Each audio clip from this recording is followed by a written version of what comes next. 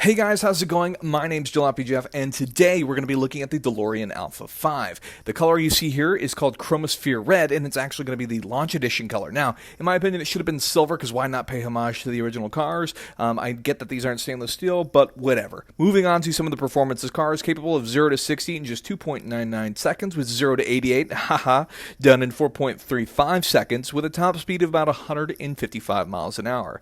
The range is supposed to be around 300 miles, and they're planning on building a production number of 9,351, which is one more than the original production cars built over a period of 6 years. If you wanted to purchase one of these, what you have to do is you have to go and join the Alpha5 Club for $88. After that, you have to purchase a randomized production slot for $2,500, which is essentially an NFT digital wallet item that you can then choose to transfer at resale if you want to do so, or you can hang on to it to purchase your awesome launch edition Chromosphere Red car here. So pretty cool, pretty wild looking. If you enjoyed that video, throw me a like, I'd really appreciate it, and subscribe.